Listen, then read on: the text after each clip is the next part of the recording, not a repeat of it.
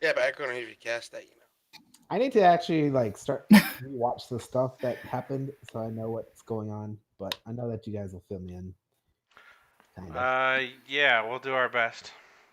Yeah, kind of as we're going along. Like, oh yeah, yeah, that happened. Yeah, yeah. Hi. I think we're ready. I We're have just waiting on for you. Bunsen now. I have an update for you. I got What's dice, up? like Oh actual dice. shit! Oh shit! You're prepared now for the real, for the IRL's D&D, bro. He's ready to ask a girl out and then roll this D20. Yeah, roll this dice. Roll persuasion. He just says it to himself and he just fucking rolls it. Would you like to go out on a night with me? And then she's like, he rolls a d20. He's like, she sees the natural, he's Persuasion. like, fuck it, I gotta know. Like, that's just how it goes. It lands on a. It lands on a 6, and he looks up at her. He's like, "Does that convince you?" What's your difficulty class? Wait, imagine. Oh no! But imagine it's like the weirdest superpower where you can roll a d20 to decide the fate of something that you want as long as you whisper what you're rolling for, or at least say it. Like, whisper it. And you roll it. Roll persuasion. And that one is, I know. It's fucking flop. Love it. Yes. Actually, you know what? My friend kind of decides decisions like between the D20 or not. Like, oh, should I do this? I guess it fucking. I mean, it's not any different than rolling a dice, right? Or flipping a coin. I mean, duh, it's rolling a dice. I'm sorry. It's rolling a dice. Yes. Good job. Thanks. Yeah, I'm obviously all there tonight, huh? Of course, it's just a D2 when you think about it. Big brain tactics, bro. Big funks, bro. Big funks. Why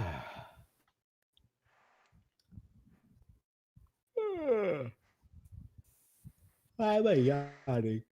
I haven't done shit today. Yeah, me neither. It's fun. I was playing Rainbow Six Siege, lost 2 ranks, 1 rank back. Oh, it begins. Get it out of the system. So is it wait not to chat in the chat box? What? Huh? Whenever I type hitting the keys, it goes in the chat box. I wonder if there's a way not to do that. Don't hit the keys. Don't type. Oh, I need it. You don't want me to use my burp button? Did you just say your perp button? Like I'm imagining. Wait, Rainbow. I'm just imagining you have like a button on your keyboard on the ready to press. I saved that one. Drink, and you're just like, yo. No, it's a button where I can push to mute it, and you want to hear my burp. Because he feels all self-conscious about it because I said it's difficult to edit those out. You're just going to have to move your burp key to something like Alt or something. Alt? Or Shift. Yeah, is this something that doesn't type a character? Alright. Tilde. Tilde will type a tilde. Alright. Find the control Q. Alt F4. Like that. Foolproof burp button. Delete System 32. Just completely leave the stream. Deranged. You have no point. You got no right laughing like that. First of all, that's just how I laugh.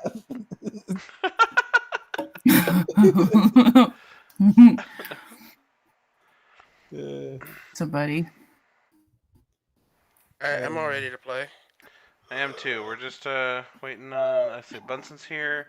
I was gonna give Dakota a little more time, but we'll probably be waiting a while. She'll probably be back at some point. But yeah, let's she'll give just Bunsen like 5 minutes to finish his pizza sucker up. Wait, is it pizza flavored lollipop? Yep. Oh, that sounds fucking terrible. I'm Okay. actually imagining it like. Ugh. Sorry, go ahead. All right, let's go ahead and just get started. I'm gonna just do a little quick countdown and then dive in. We are already streaming, just so you guys know. Oh, hold on. Let me make sure we are actually recording a file, and make sure that nothing is muted. Okay, test 1 2. All right, that looks good. And then I just need to make sure it's outputting a recording. So it's outputting the jello. I think it is. Oh, no, it's not. Good thing I checked. Oops, there we go. All right. Welcome back to another episode of With Disadvantage. This is Season 1, Episode 9 of Echoverse. I'm your host and DM, Chev. And with me today we have almost a full crew. We're just missing a couple. We got Kayron. Want to introduce yourself, Kayron? My name's Alan. I'm from Miami. How you do? It's been a little while since we've had you on. We're going to have to catch you up today. Oh, yeah. All right, and since we also got Lulu. This episode of Echoverse is sponsored by Your Brand Hair. Your brand here. The most generic. Amazing. All right, and then also we have Shenanigans, except for today, I think you're Razzmatazz right now. Yep. I'm Dakota. Wait, no, I'm Razzmatazz. What? Gonna be playing Rainbow. Okay. Welcome, Dakota. I mean Razzmatazz. All right, and then with us we also have Furlough. What's up, Furlough? In 2019, a government accountant went home to find his family abducted by well-connected people, a crime to which they wouldn't admit. This worker escaped from his shady desk job to the Toral Underground. Today, still wanted by politicians with shady agendas, he survives as a soldier of fortune. If you have a problem, if no one else can help, and if you can find him, maybe you can hire Furlough Stabkins. That was awesome. I love that you put that together. Honestly, That's amazing. Honestly, did not know where that was going. That was fucking Shut up, tight. fucker. I knew exactly where that was going. All right. El Sacapunto. I am Mirma. I play the bugbear monk El Sacapunto, and he likes to punch things. But what else does he like to do? Oh yeah, I know. He sings. All right, so let's catch you. Kayron, do you remember what happened the last time you were here? Last I remember, I don't. Oh wait, no, kind of. Just give me anything you got. It'll clue me into where I should start. Okay, I do remember that we ended up flying in a ship made out of a person. Was it Lulu or Shenanigans? Someone that we told to take it for the team. I think it was Lulu. All right. You know what? I'm just going to give us a whole overview of the whole entire Echoverse campaign. Just a real quickie. We started off, all the players met in Phandalin, trying to find work, and Gundren was able to give you guys some tasks, taking his cart into town. Excuse me, not in Phandalin. You guys were in the town of Neverwinter, and your task was to deliver the cart to Phandalin.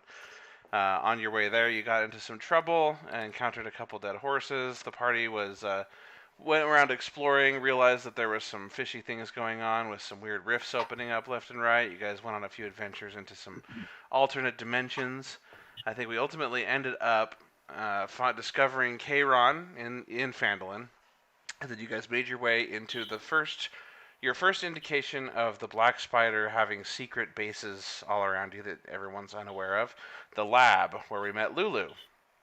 And Lulu joined the party, and you guys have been trying to unravel the mystery of the Black Spider ever since. You were beamed up by modifying the ring platform in the lab, you were beamed up to a space station orbiting your home planet, Toril.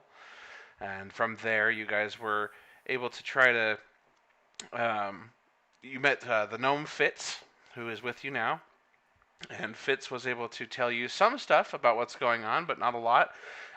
He's basically only working for the Black Spider under duress. His family has basically been threatened if he doesn't do what the Black Spider wants him to do. And so he told you everything he knew about the station being a giant Simvolk bent to the Black Spider's will through the use of technology, emanating stasis fields that can control the metabolic structure of a Simvolk and form them into anything that they want or need. And makes for very malleable structures. And so these space stations have kind of been littered around the solar system. And from what you guys have been able to gather, they seem to siphon energy off of the bodies that they orbit. And that energy seems to be siphoned off of the planets and moons themselves through the use of these giant pylons. You guys were able to save Tanith by disabling the stasis field and activating a rift and sending him through the rift as he shrunk. Just as he was shrinking, you guys were able to use shenanigans with a mini stasis field to turn him into a spaceship. You guys made your way through the solar system to the second of 3 planets in the solar system, Tork, T-O-R-K. And this planet was very odd. It was made of this weird copper metallic looking alloy everywhere. Even the plants and trees and birds, everything was made of some weird metal alloy. You guys found out that you guys noticed as you were landing that planet was covered in a shitload of those pylons. That was actually your first encounter with those pylons. You guys made your way to Fitz's grandfather's house, and he was going to give you a little place to stay. But I think Fitz immediately carted you guys off to talk to Queen Vera about everything that's been going on because, oh, that's right, I missed a big point. As you guys left Toril exploded behind you. The moon Omar and Toril and everything exploded right behind you guys. And you guys haven't figured out exactly why that happened yet, but it seemed like the station was overloaded, and that's what happened. I knew it happened. I just forgot that it happened at that moment. And so you guys got to Torque, where your families are gone, everything was behind you. And so you're trying to find answers to what's going on. You guys went to talk to Queen Vera. Queen Vera seemed off, to say the least. Fitz was skeptical. The guards that were at the foot of her base, or her little palace, you guys convinced them to tell you that they think something's going on, but they wouldn't tell you any more than that. You guys made your way to the nearest pylon, worked your way to the top, and destroyed it. And as soon as you did, you took a nap for the night, and the next day when you woke up, I think you took a rest before that. And then you guys woke up, and the moons around Torque were exploding, and then finally Torque itself exploded, and you were washed over with a bright white light, and you woke up, and time had reset to 2 weeks earlier, where you all met back in Neverwinter again. From there, you guys have made your way through the town again, but this time with a little bit of an advantage, knowing things that are going to happen. You noticed a few subtle changes here or there. Almost as though somebody else is also aware of the time loop and doing things differently than they did before. You guys made your way back to Tanith, found Fitz again, and Fitz mysteriously could not solve why Tanith's stasis field was failing in a different way this time than the previous time. He stayed on the station to tried his best to repair it. You guys made your way up north, found yourself a pylon on your own home planet, Toril, right on the North Pole. You figured that you would need Fitz's help, so you guys went back and got him. He came, helped you destroy the pylon. The energy stopped siphoning off of Toril, and Tanith's stasis field was stabilized. It didn't go back to 100% though until you guys destroyed the second pylon at the South Pole. And after that, the stasis field seemed to be able to repair itself up to 100%. You guys left the southern pylon via a set of transportation rings that you guys have been using.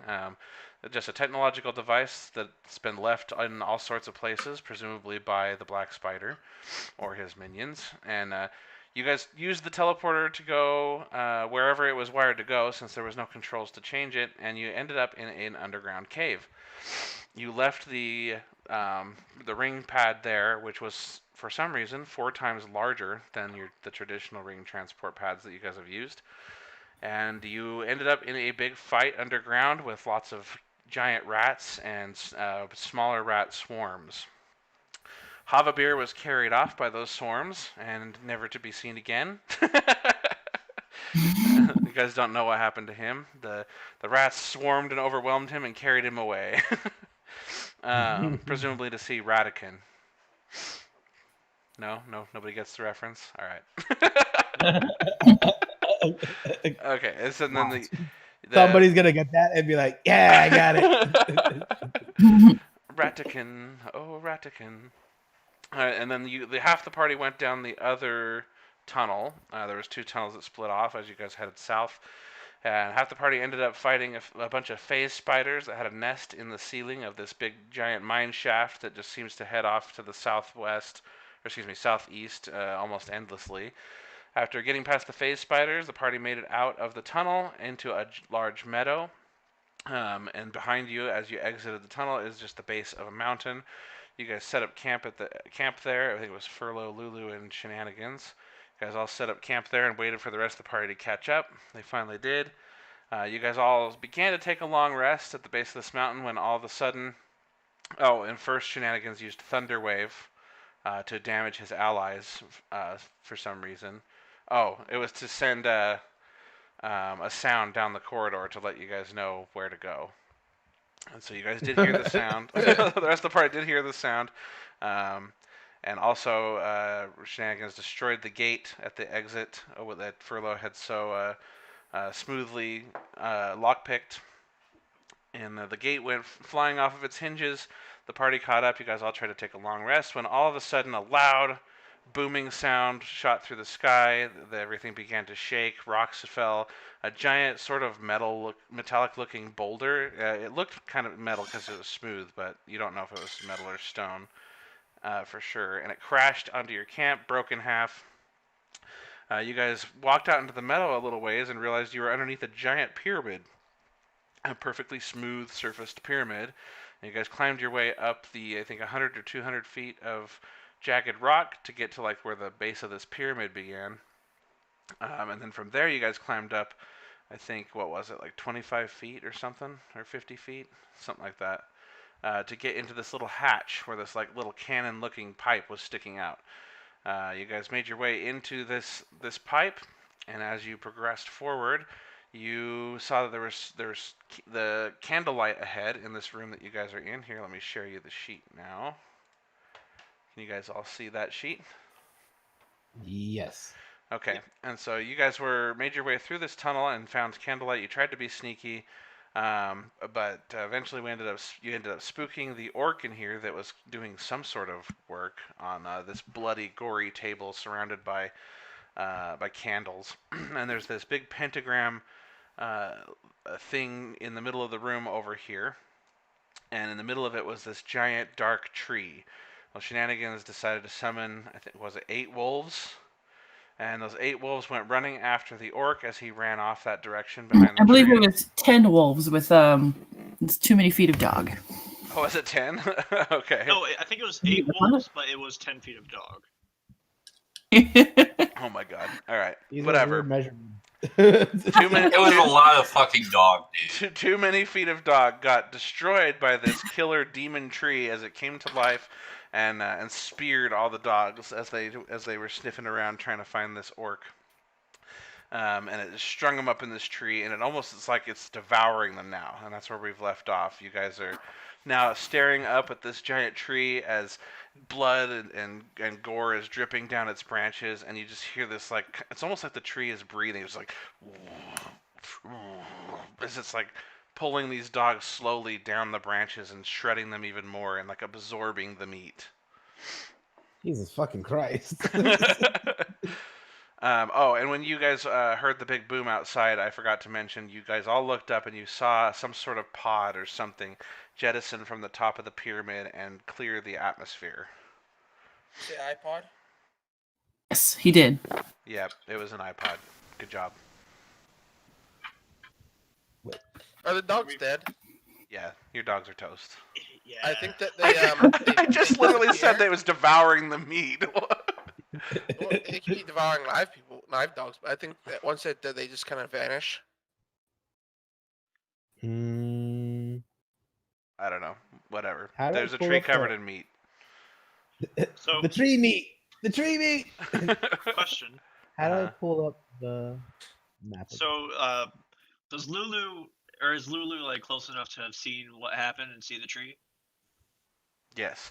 So you guys are all in this corridor now. You guys have all watched in horror as this tree scooped up these dogs and massacred them. I want to throw my torch at the tree. Okay, I think someone already... Furlough, didn't you try to light the tree on fire? Yes. Yeah, all, and I all think the all that... blood is keeping it from I think getting. all that did was light fire. So the tree was on fire at the base, but then it like lit up the pentagram around the tree, underneath the Oh. tree. There was like oil or something in the little grooves on the floor. Some seriously occultist shit, bro. In that case, I don't throw my torch. Okay. Okay, I'm sorry to. How do I pull up the map again? Because it just exited out for me and I can't find it. There we go. Thank you. hmm Right at the tree. I Um, cast Dust Devil, level 3. Can I? How about we? One moment. Let me collect my thoughts. There is a giant tree that's devouring dogs in front of us. I don't think we should like right away go out and like start fighting it. We should try to like find out more about it. I think we should send out shenanigans to go see if it's gonna eat him. I run out into the tree. Oh gosh, For really? real? Yeah. God. You're sure that's what you want to do? No. I was gonna say, wow, was that easy? You need to be smarter than that, Rainbow, because eventually I'm not going to warn you and you're just going to suicide, so... Well, and, Oh I man, can- that's gonna be the day. Be nice. I'm gonna cast. I lick the darkness. I'm gonna cast Dust Devil level 3 at it. Okay. And that's the same Dust Devil you've always used before, right? Yep. Okay, so you move your hands around and you do you say something? I think you have to have a verbal component, don't you? I say, when you fight, go destroy that tree.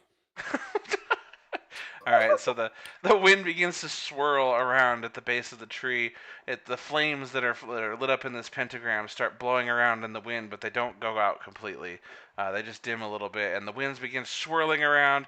And there's a bunch of blood and gore all around this room. Think like Doom. It's just like covered in grossness, and it all begins to pick up and swirl into this vortex. The tree is untouched by the wind; it doesn't even move.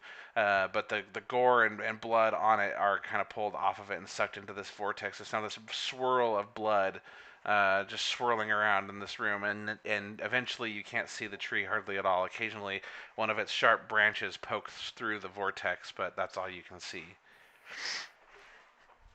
Can I take it? Like, can I? Hold on. Wait.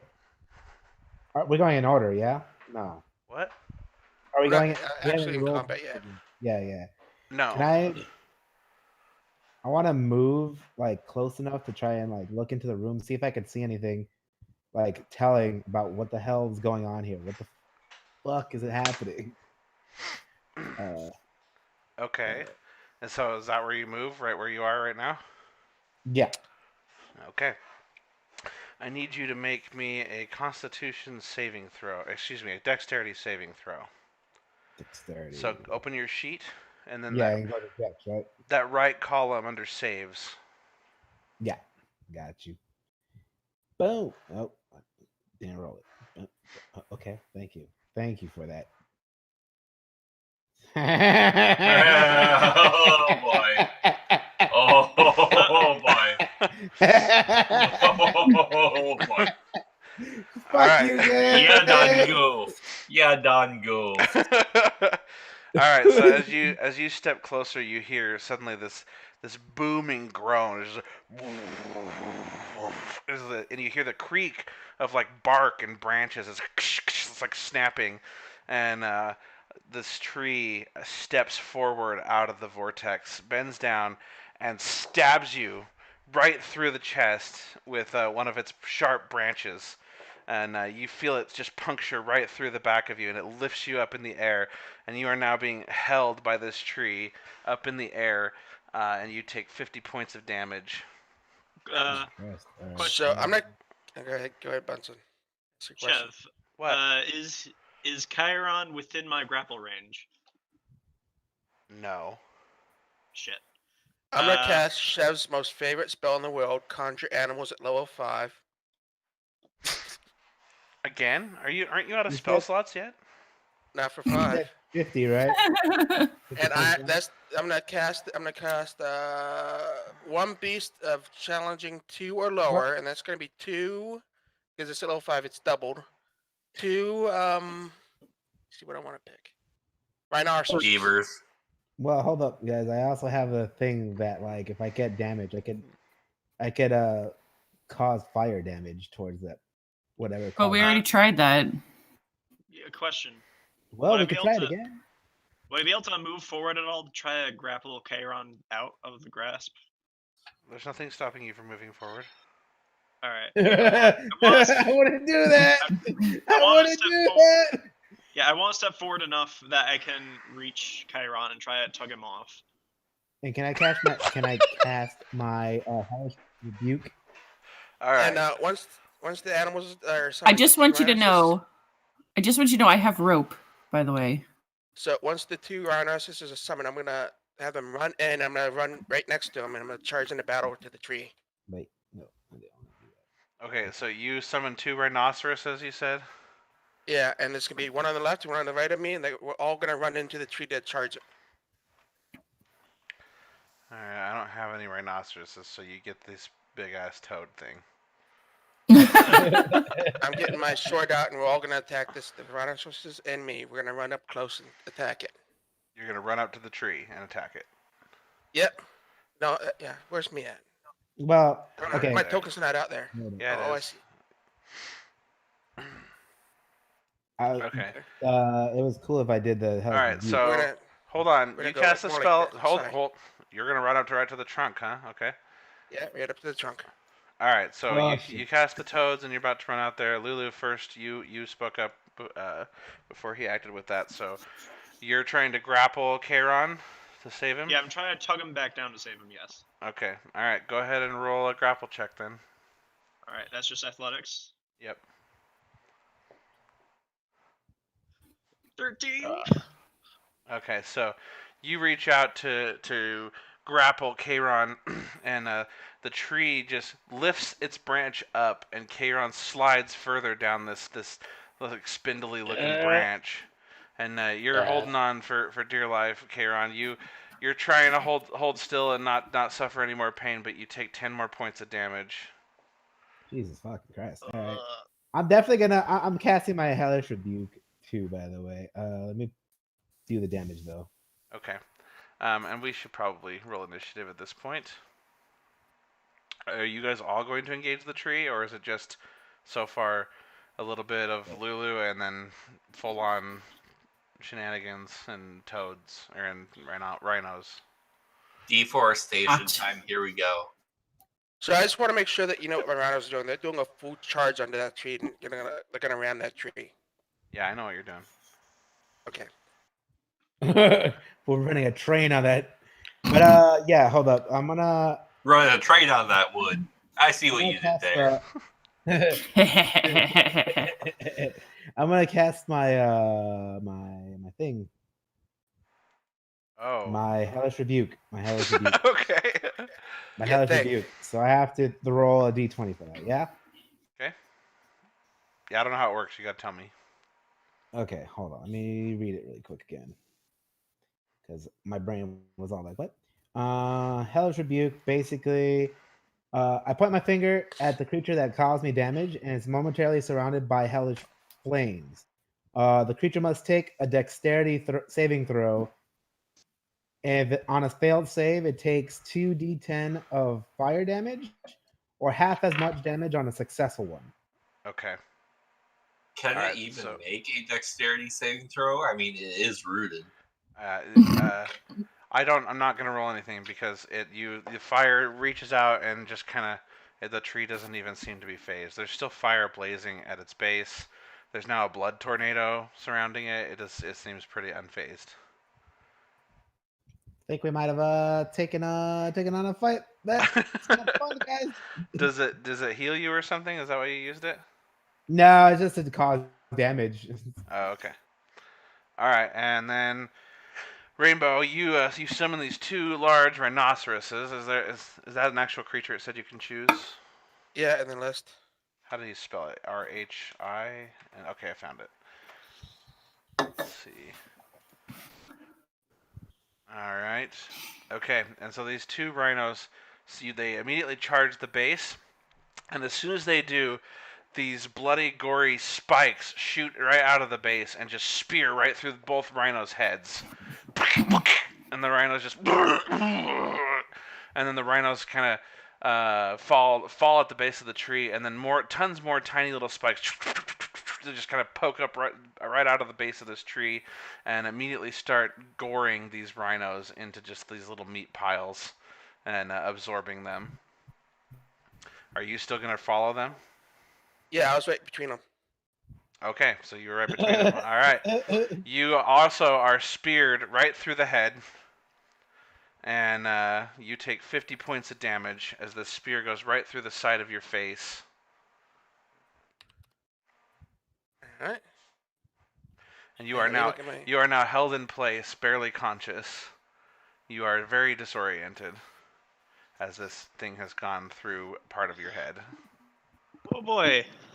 I have an idea, but it would take time for me to explain it to Sakapunto. Am I able to cast a spell? No, not at this point. You already. Can I bite the tree?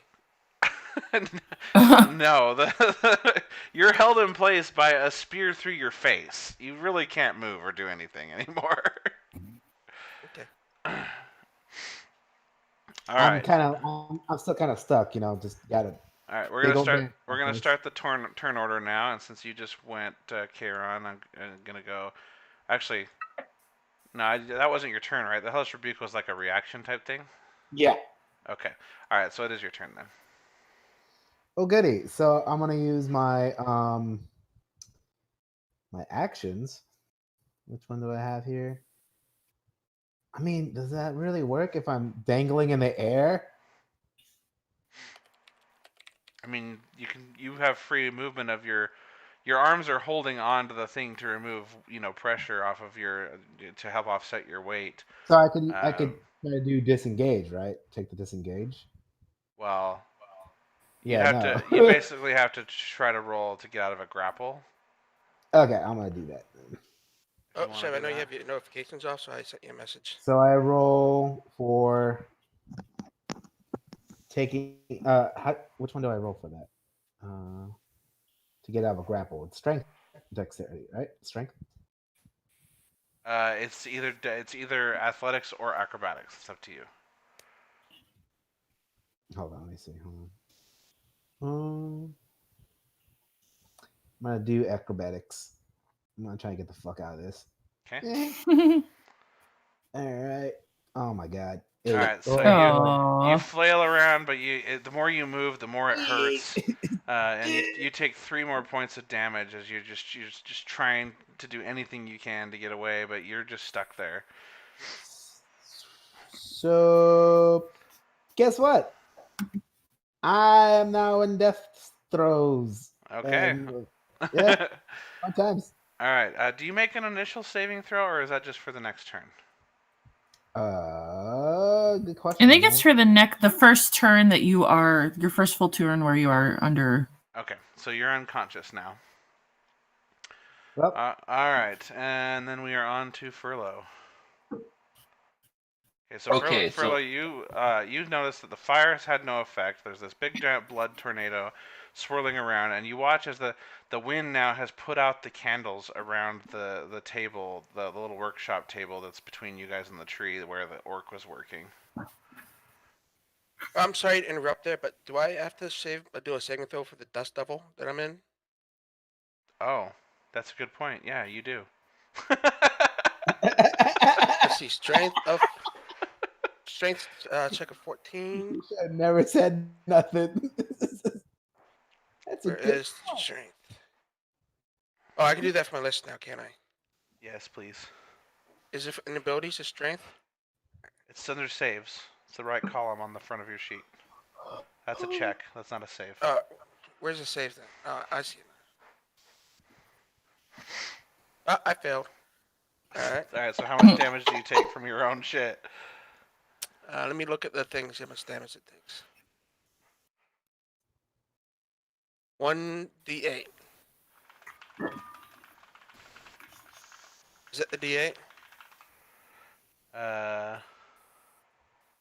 Actually, I can just pull up the spell, can't I? Where's this? I thought you just rolled the save. I thought you just need to know what the save is. No, I need to know what the damage is, don't I? It says roll 1d8. Oh, right. Never mind. The D8 is Where's the spells at? Is it under skills or what? On It's under D&D skills. Beyond? Yeah. No. I mean in the fantasy grounds. Under Oh, abilities, it's I under think. abilities, your last tab. Or actions. I'm not seeing anything in here for spells. That's like your whole actions tab is spells. Oh, actions? I'm in abilities. Yeah, I said actions. I corrected myself. Oh, okay. Where is... Well, 3... I don't see it in here. I'm just gonna roll d8. Okay, fine. Let's get back to Boris's turn. So the wind is blowing around. You notice that it's blown out the candles, and then also a book on the table catches your eye as the pages are now blowing open. All right. I'm going to go over to that book and I'm going to read it, try to see what information I can glean about this tree and how to fucking kill it. All right, so you go up to the book and it's kind of hard to see with the wind whipping around now and the candles are out. You have dark vision? I can't remember. Does not look like you do. No. Okay, so you're looking at the pages and there's still some light in here, but it's dim, and so it's hard to see anything. Plus, this book is clearly covered in blood spatters. Thanks, guys.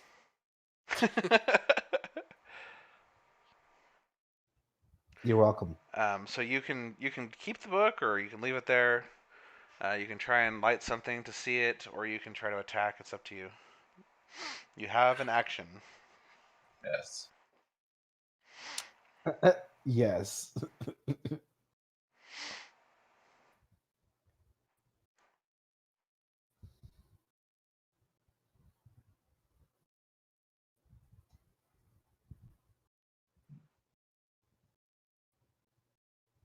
Right. So I'm going to take the book, and am I able to move it anymore? Are you able to move more? Is that what you're asking? Yeah. I think you moved what, like 10 feet? Yeah, you probably have plenty more movement speed. I'm gonna take the book and kind of go over back behind the corner here, so that I can open up the book and try to clean up and read it without things getting in the way. Okay. Go ahead and roll me an investigation check then. Investigation.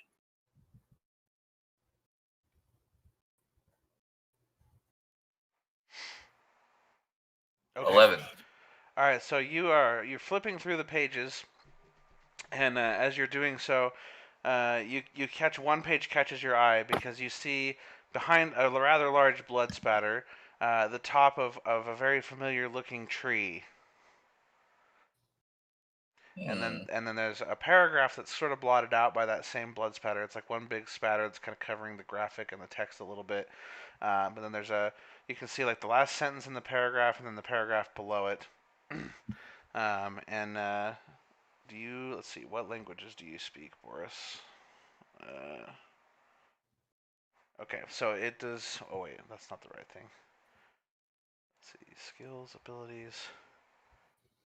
Okay. Yeah, so you are not able to understand what the text says. The text says. Hold on a second. I've never used this thing before. First time using the language thing in here.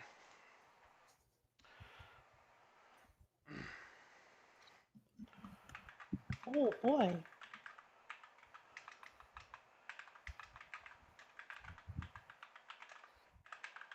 Am I able to discern what language it is?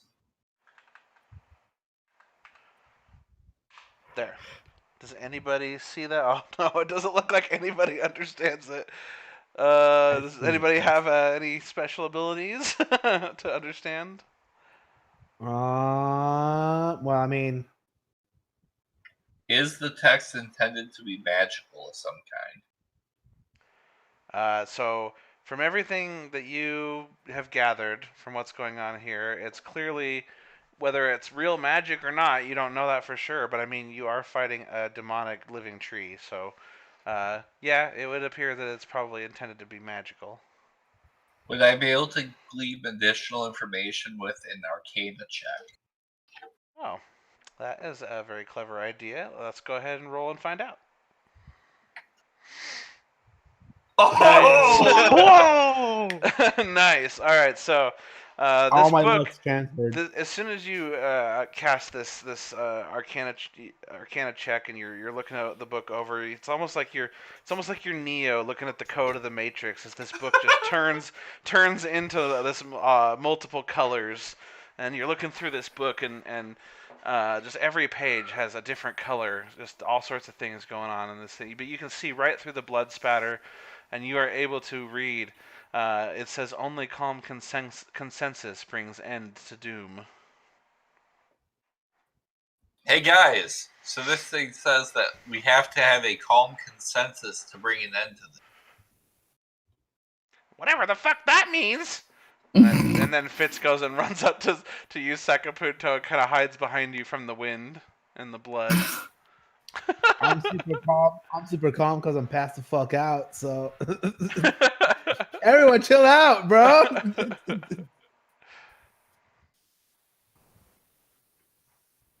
Are you looking any more at the page, or Just try to look, see if I can get anything and glean anything further from what we're dealing with and how to beat it. okay?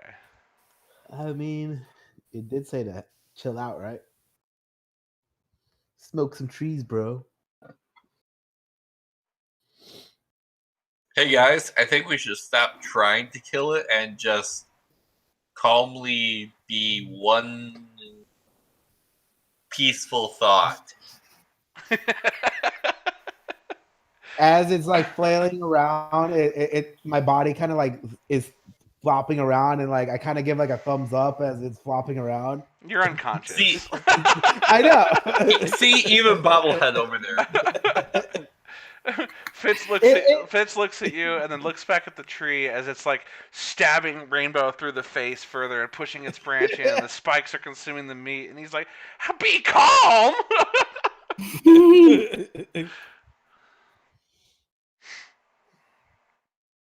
Well, what are we doing here, folks? Oh, we're still in combat, right?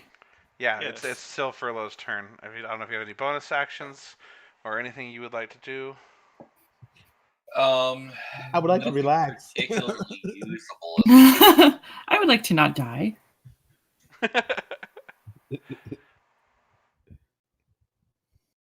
Right, that's gonna be about all I can do. Okay. All right, Lulu, it is your turn now. Oh boy. So, Lulu is literally watching one of her comrades like die in front of her, and the other one is about to be dying. So she's very much like, she's just like, while Furlough was doing all that, she was just kind of staring in panic, And Lulu turns to Sakapunto and says, Quick, throw me like a rope at Chiron. You just say throw me like a roof? "Throw me like a rope, A rope. at Chiron." Oh, Oh, throw me on the roof. Sakapuno motions to his backpack and says, I have actual rope. I don't think rope can grab Chiron. If you put in a lasso, can. How do we do this if it's her turn? So, Well, I could hold on to my action. so you guys can coordinate actions for sure. Oh, okay. And so I'm not exactly sure how it works, but we'll just wing it for now, and I'll make a note and learn more about that later because I know that's a thing. But go ahead and just say what you guys want to do, and I'll make it happen. Okay, so I was figuring that technically speaking, what would happen? I would hold on to my turn, have Sakapunto use his turn to throw me like a rope or like a lasso towards Chiron, and then I would be able to use my turn to try to grapple Chiron off the stick. Okay, here's what I want to do. I want to reach down when I can, reach down, grab Lulu's feet, and let her do whatever stringiness she needs to do, and then like whip her like a lasso over at Yeah, Chiron. that's what I was thinking. Like you would make a whip Yeah. action, and I would stretch over and try to grab. Okay. Yeah. All right. Yeah. So you're gonna hold on to your action then, and do you do anything else before I hand it off to Sakapunto? She happens to be next, or he happens to be next. I don't think so. No, I mean, like I can still, yeah. All right, then Sakapunto, you are up. All right, so I'm gonna nod to Lulu, reach down and grab her feet, and I'm gonna whip her like a lasso. Okay. Yeah. Let's go ahead and roll a performance check with advantage. Hey. All right. I'm gonna die. There you go. All right, so you swing Lulu around like a lasso, and Lulu, you manage to wrap around Chiron just in time, and as the tree realizes what's happening, two more branches come at you and stab you right in the. Do you have are you just like a little rope right now? No, like I still have my like basically the middle of my body is being stretched out. I still have my upper torso, like I have my arms. Okay. I was gonna use All my right. arms to try to So grab this them off. so this tree then clearly recognizes you have a head and stabs you through the face twice, and you take 50 damage. Whoa. I have resistance to piercing. Yeah, that's why you took 50 instead of 100. Oh. But like because you can't really grapple me easily, so I can still like slip out, right? Yeah, it just stabs through you and slips back out exactly. Okay. But you still take 50 damage. Okay. But am I still able to successfully procure Chiron and You take him are. off So the you are. branch? You now have Chiron in your grasp, and Sakapunto, you're gonna pull back on Lulu, I assume, or. That's right. I'm gonna pull once she's got a good grasp on Chiron. I'm gonna pull her back. Okay, roll me Alright. one more performance check with advantage. Pulled out king.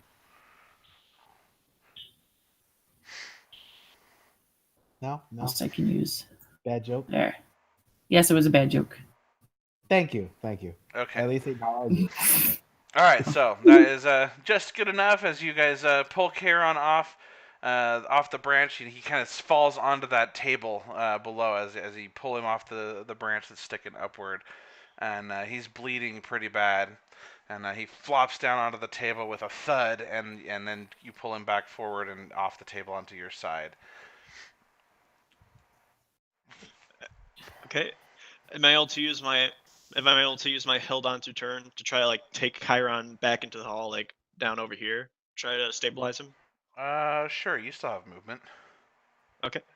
Yeah, I'm gonna do that. I'm gonna carry Chiron over behind this corner here. Okay. Alright, so you guys carry Chiron over there. And Sakapunto, are you helping them? So that was my move, or sorry, that was my action to. Yes. Okay, so I still have a bonus action if I want. Yes, and also I think action surge. And Lulu, I think you can probably still use your bonus action too if you have one. Yeah, I don't. Well, yeah, the grapple was my action, wasn't it? Did you already rage last time? I did not. I did not rage because if I was raging, I wouldn't be able to think clearly enough to do that. Okay, so that is, I think that's one of the only things you can really do if you want to do it. What's going on with Raz? He's getting eaten too, right? Oh yeah, Raz is stabbed through the face, and he's looking pretty awful. Is there any? Would I be able to use my bonus action to try to do some sort of medicine check to try to stabilize him? No. Bonus If I gave him actions.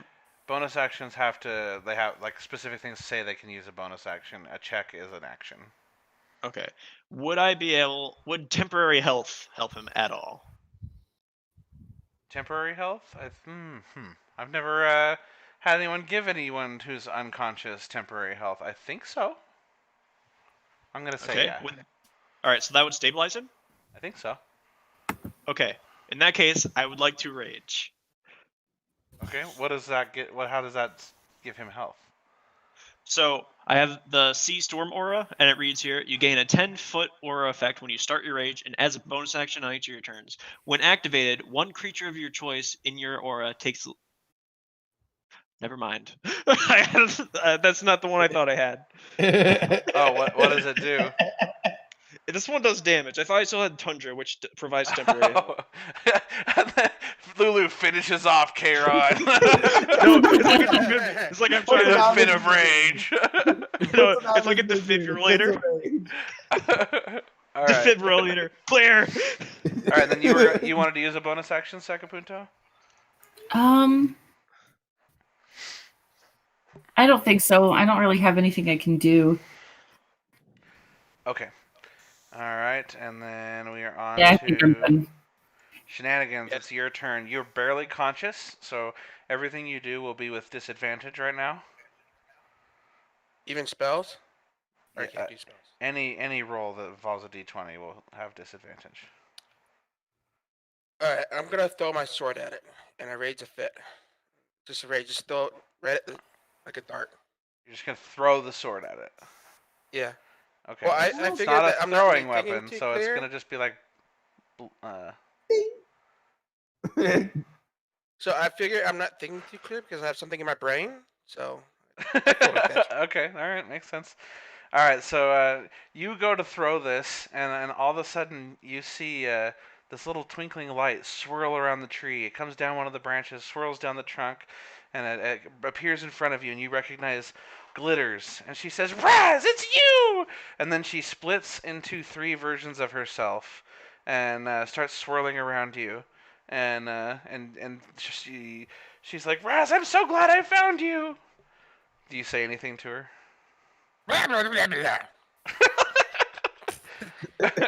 And then she says, "Oh, you have something stuck in your face.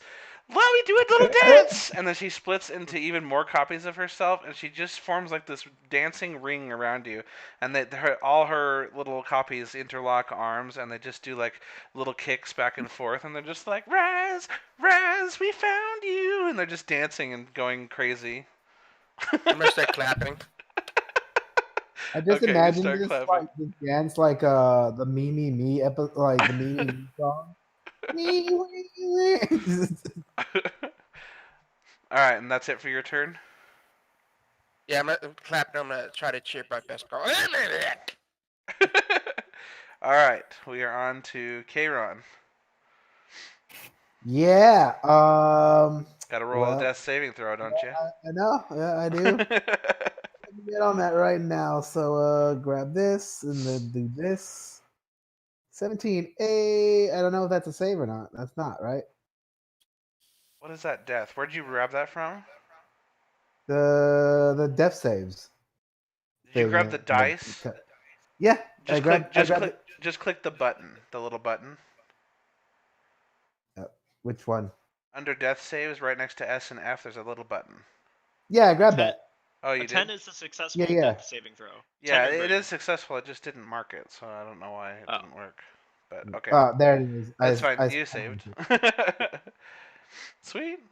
All right, and that's your turn. Let's go on to Furlough again. Please, someone help. Please. Please. I died.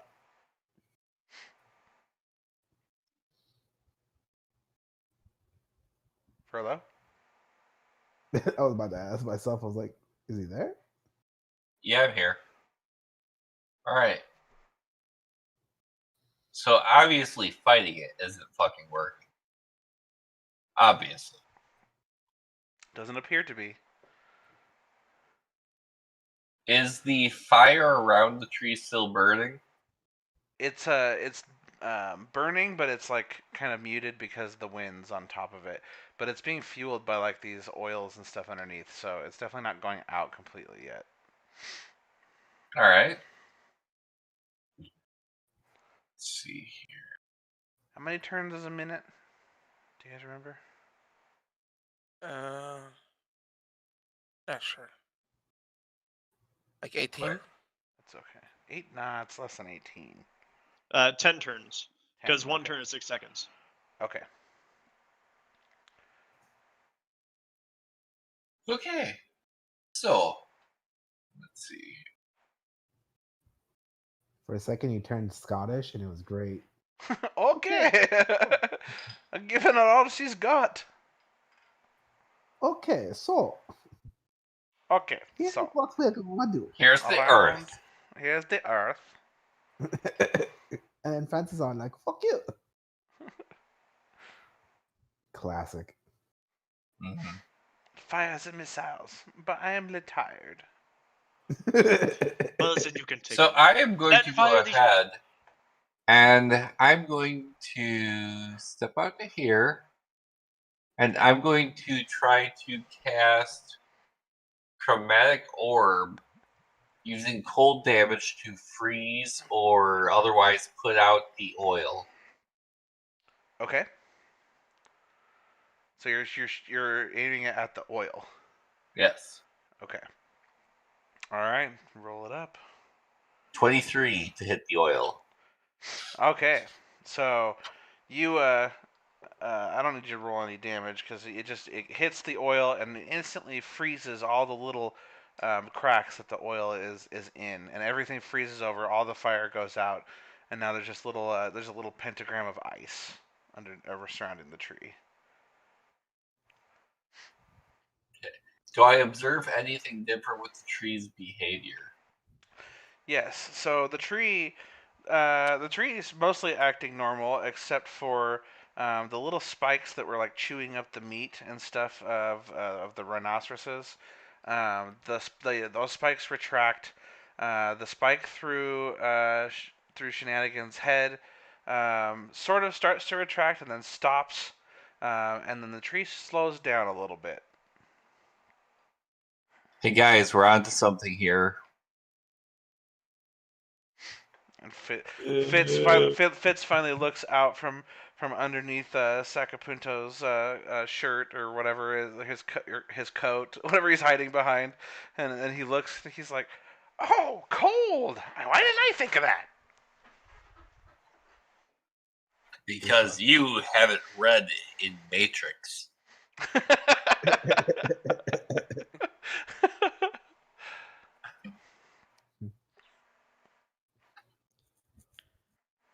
Nobody else says anything. I mean, I'm passed out, so I can't really say anything. I can Yeah, groan. I'm trying to help Kairon, so I'm a little distracted at the moment. You still got him in a raise to try to heal him. Sacapunto, you're I the just- one right next to Furlough. Do you say anything? No, because I just got back and I missed like the beginning half of that. Sorry. Oh, that's okay. He froze the oil around the tree, and the cold put out the fire, and then also seems to have slowed down the tree slightly. Ooh. And then he said, "Hey guys, I think we're onto something." And then nobody said anything back to him except Fitz. I'm not at him. You nod at him. I just got onto that. Yeah, we are. Raz, at this He time gives him a nod of approval. Raz, at this Go time ahead. you observe the dancing glitters around you, and then they swirl into this big demon face in front of you, and then they stick out all of their so it's a bunch of her face formed into one larger demon face, and then she sticks out all of her tongues and goes My dad's clapping. And after you say that, you lose consciousness and you pass out. Wow.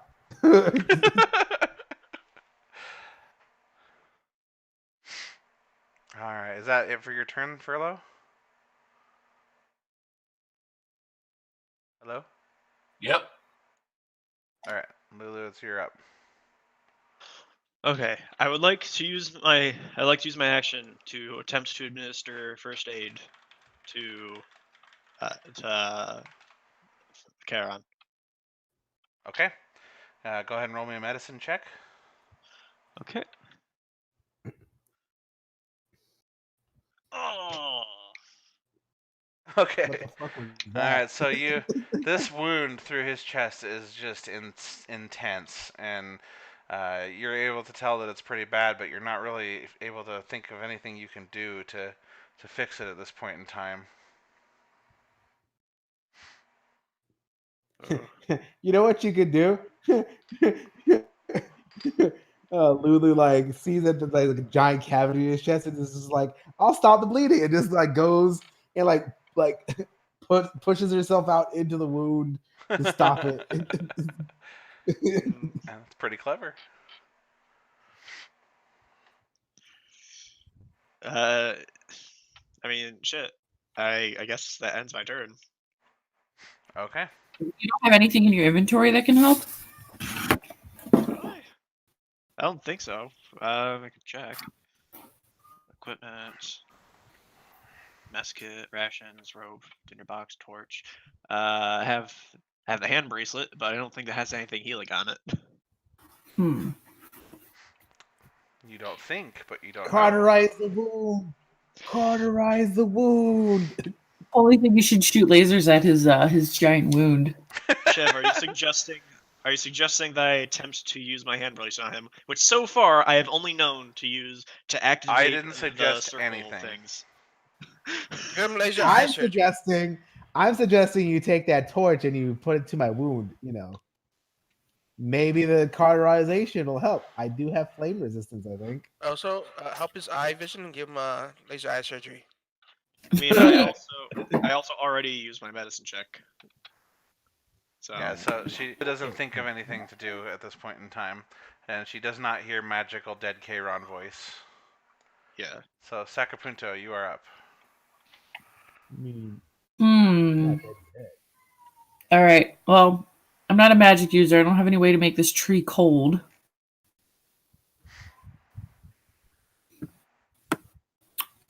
Maybe you should sing to it. It could work. I wonder if. I don't think I really have a spell to do this, but I mean, part of being a monk is a lot of meditating. What if I just sat down and meditated? Yeah, you can try that. I want to see if there's a way. Stabilize our friend.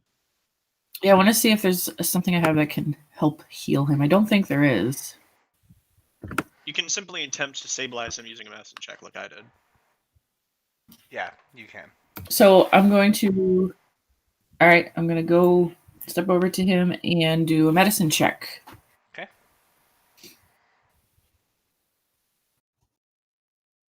Yeah, that's that. Ooh, nice. Nice. Well, okay. All right, so you walk over, and Lulu's standing over him with a torch. Or do you want to describe what you figure out to do? I'm going to. So I go over to him, and I'm guessing Kron wears clothes, right? I think so. Yeah. I mean, like kind of like a robish type thing. Okay, well, I start ripping that into a strip, and I tie it as best I can around the wounds, and I use extra strip to pack it into the wound as best as I can to, seal off any bleeding and to keep the wound packed. Okay.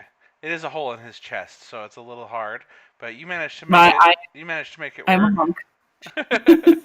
Put your strips in me, yes. Put your strips in his hole. All right, so you managed to make it work, and And Kieran, you are now stable. You are still unconscious, but you are stable. You are not. You don't need to roll saving throws now. Fuck yeah. And then where I'm at, I'm going to sit down and meditate as my bonus action. Okay. Well, that would be your free action. Oh, okay. Okay. All right. So you sit Yeah. down and meditate. Lulu, are you? Let's see. Kieran, you're unconscious, so not you. Oh, shenanigans. Nope, you're also unconscious. So Furlough, you're up again.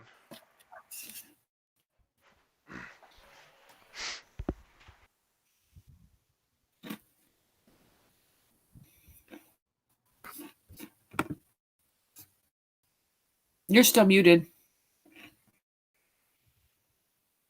Okay, so cold seemed to do something here. Jawohl.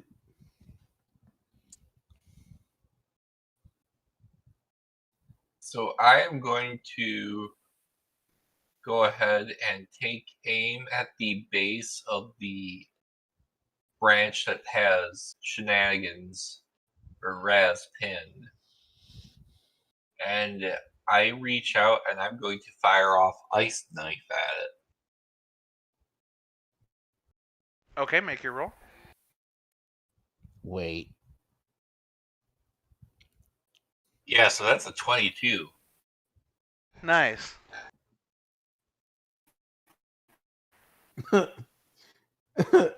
Alright. So it's going to take 2 points of cold damage Okay. initially, and then the exploding ice knife part of it does another 5. Okay, and so with that damage, the branch finally starts to crack and snaps off. And shenanigans, you fall flat on the ground with this frozen branch still through your face. But you are also still unconscious. How far did I drop? You're a goblin, so it was only a couple feet, probably. Like, you just fell backwards onto the ground. You didn't hit it very hard. It was far as fuck, boy. You fell far as fuck. Sorry, Booker's crawling into the pocket bed. So it's being loud. I Aww. was about to ask. I was like, "Is that the pig in the background?" Yep. I was trying to mute myself. It's all good, dude. Like I was just like, that sounds like a pig, but I don't want to. I don't want to like. I'll be like, "That's my child." I'm like, okay. And like, Booker is his son. it's a fur baby. But I don't know. I saw a video of a kid acting like a cat, but it was like. All right, is that it for your turn then, Furlough? Yep. Okay. All right, Lulu, it is your turn now. Okay. Okay. Shit, I'm afraid if we Lulu lasso shenanigan Raz. I'm afraid if we try to Lulu lasso Raz, that might actually do it for Lulu. Or we could use actual rope. I mean, that's cool. I mean, do you have the time to make a lasso? I would say you could probably do that as a free action. Pull out your rope and try to form the lasso real quick with a performance check. And somebody is also welcome to pull it out of my bag too. Well, I guess my turn's next, so. Yeah. You know what? I'm gonna hold on to my action. Because I don't know anything to do at this juncture. I'm just glad that Chiron's okay and focus on making sure that the team is okay. Okay. Well, you don't just get to magically use it later. Like, you have to tell me if you plan to do something with it later. That's the only reason I let you hold on to it. Otherwise, you're just passing your turn. Oh. You can ready an action. You can say if something happens, do XYZ. That's an action to ready an action.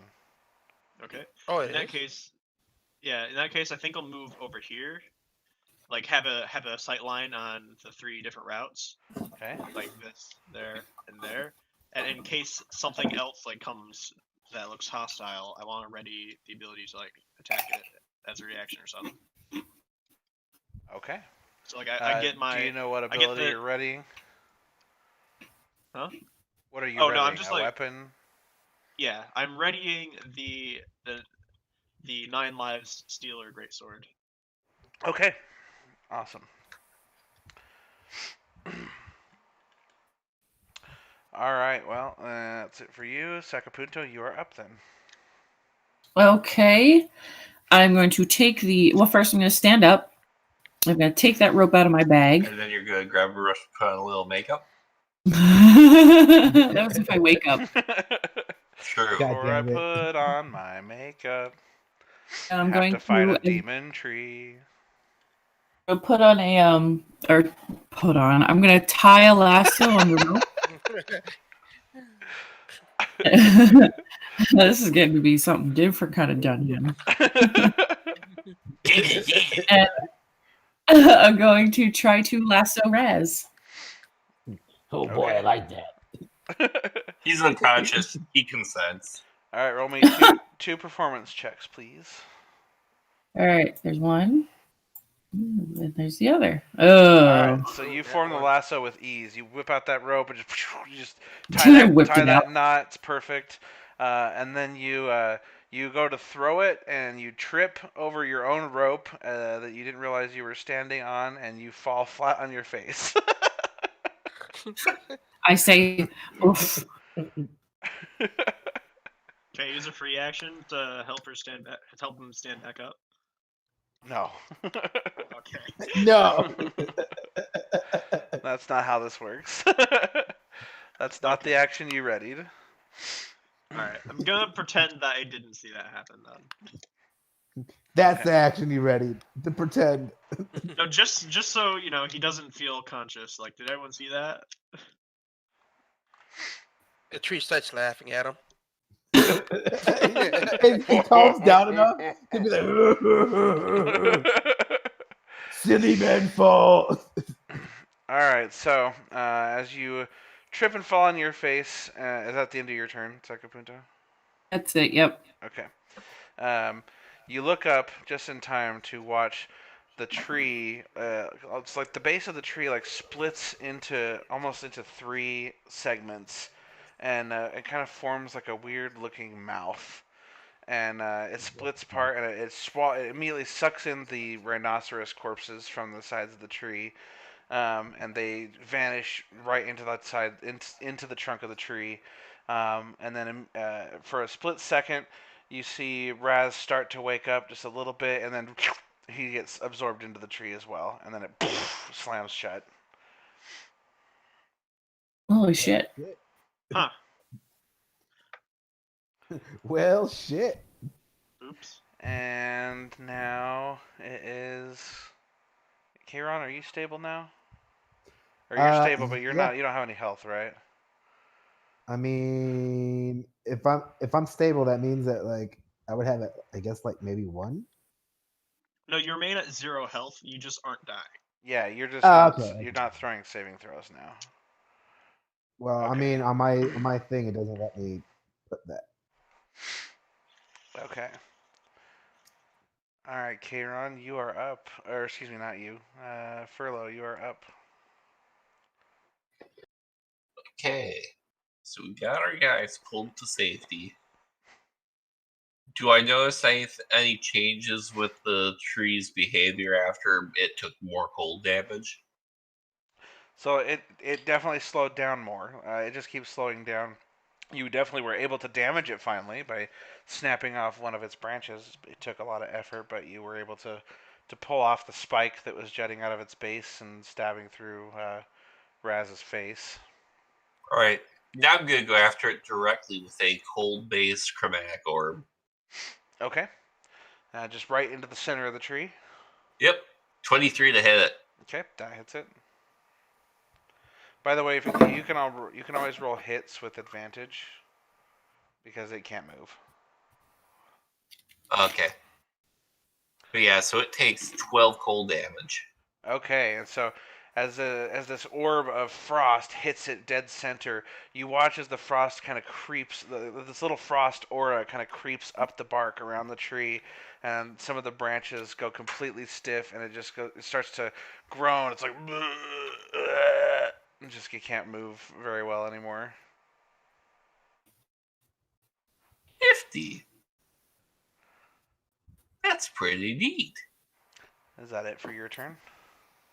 Yep, that's about all I can do. Okay, Lulu. Was that Stepkins like looking at it, like being like, and be like, nifty. All right. Nothing like a little tree dev to uplift him. So, Yeah. are you still holding the book, Wow. Furlough? Yes. Okay. So Fitz comes hopping out from behind Sakapunto now that he's seen the tree take some damage, and he's like, "Is there anything else in that book?" Well, there's probably a lot of things in this book. I mean, it is a pretty large. Can I see it? Sure, just try not to get any more blood over it. This fits pretty large. All right, so you take this book, yeah, and it's huge for Fitz because he holds this giant book, and he comes around the corner with it over by Kayron, and sits down and starts flipping through the pages. Oh no. Lulu, Oh no. I don't like this at all. Lulu, do you do anything on your turn? What is Fitz doing? Fitz borrowed the book from Furlough and then went out of sight from the tree to go read it. Okay. Is he Over staying? by me. Yeah, staying there. Like he's not Yeah, trying to... yeah, he's just sitting over kind of by where Kayron is. I would like to. He's like sitting Indian style now with this big book in his lap. All right. I'm going to try to gently like go over to Fitz, try to like pick him up and like move him just away from Chiron, just in case, because that book looks like bad news. All right, Fitz is like, what are you doing? Let me read. So if he doesn't fight too much against me trying to pick him up, I'm just gonna say, Maybe not right next to our friend who just almost died. Okay. And then he moves a couple feet down and keeps reading.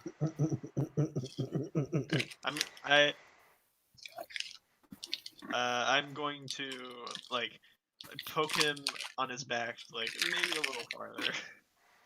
What? Why does it matter where I read the book? He grumbles as he moves a little further away. It looks evil, okay? Everything here looks evil. Fair point. Fair point. So he's just flipping through the pages. Yeah, Do you do anything else? Yes, No, I'm not gonna do anything else. Okay. I'm just kind of like leaning on the. I think for now I'm gonna end combat and just let you guys kind of drive the narrative with what else you'd like to try. Okay. Right now I'm just kind of leaning on the greatsword like a big cane. Okay. All right. So Fitz just continues flipping through these pages.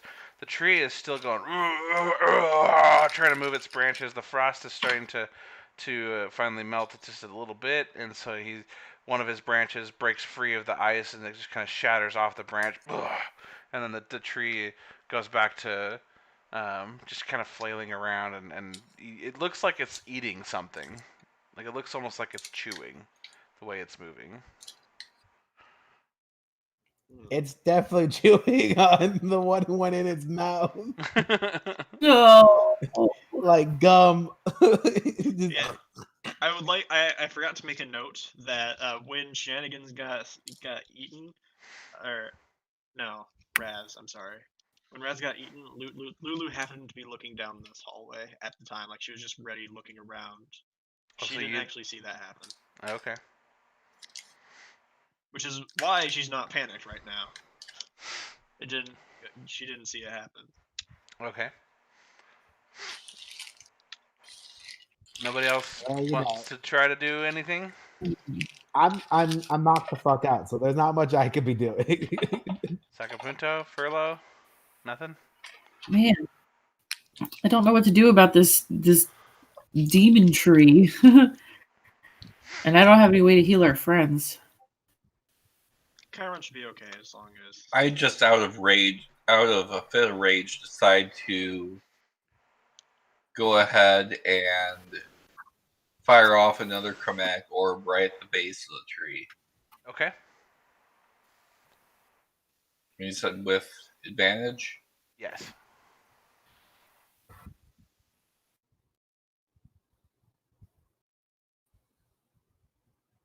Wow. Okay.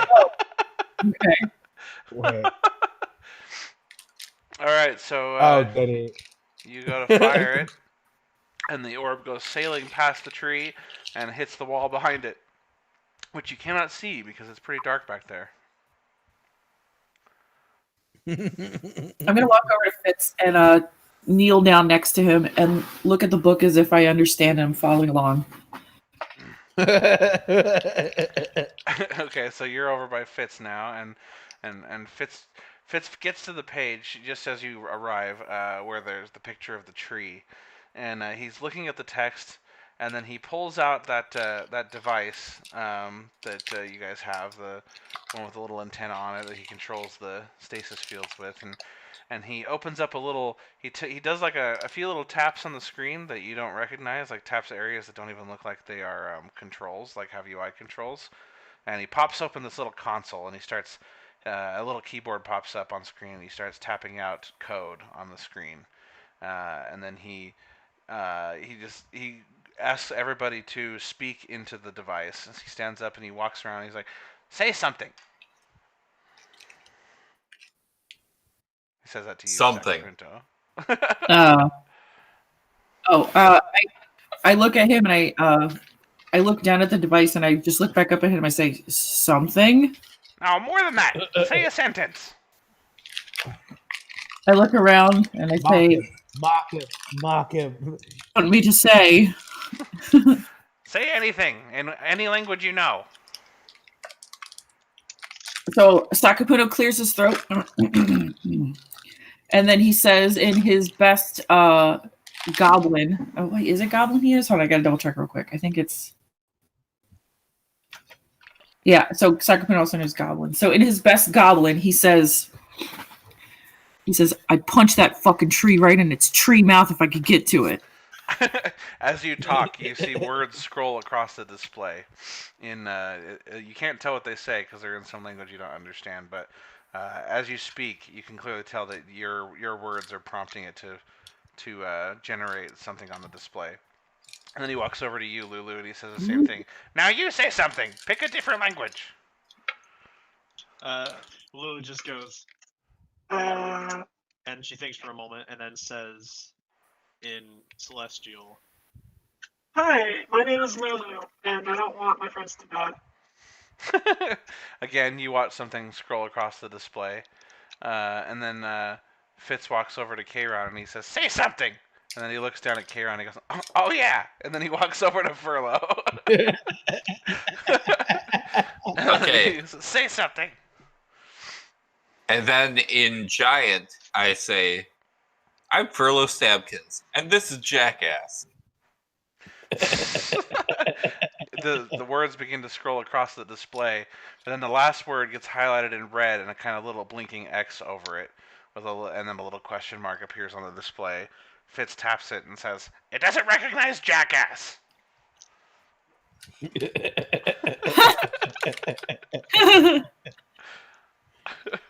It's a bad word. Elaborate. What is it? Tell the machine.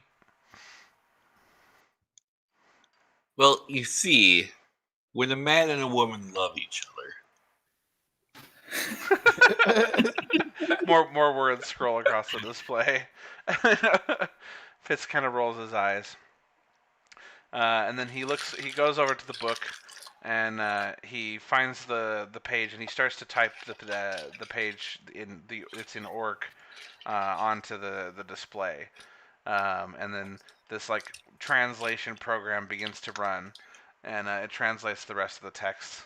And as he holds it up for you to look at, Furlough, and as you're looking at it, it describes more details about about forming a circle of calm around the demonic presence. Fascinating. And you see a little picture pop up on the display from some database, and it shows a pentagram in the middle and people standing at all the points of the pentagram.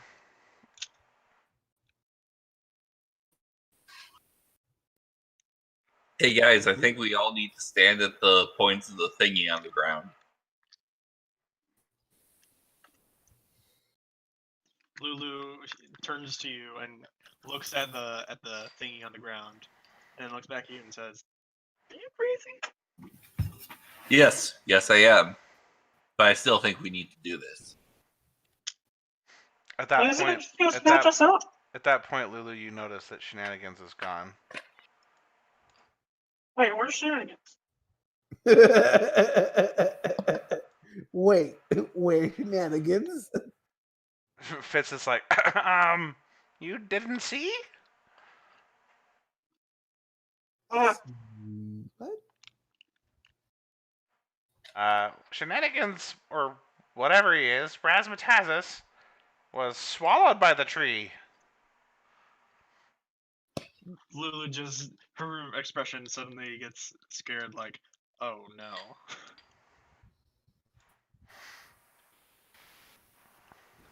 Does anyone else do anything?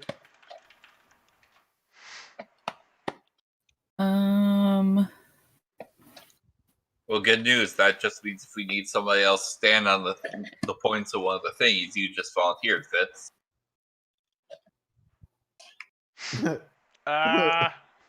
Well, I don't really have any other options. I think we need to stand around the pentagram. will Raz be okay? That's a good question. Guess we'll find out. If we stand around the thing, is it going to eat us? That's my concern. Well, we've been watching it slow down with cold. I think if we can do more of that. Okay, so Sakapuno is going to go over to Fitz and reach down like he wants to pick him up. Okay, and he eagerly puts his hands out in the air, ready to be picked up. So Does he put give him. the grabby hands? Yeah, it does the grab hands. Sakapuno picks him up, puts him on his shoulders, and says, "Let's do this." And starts walking over to the tree.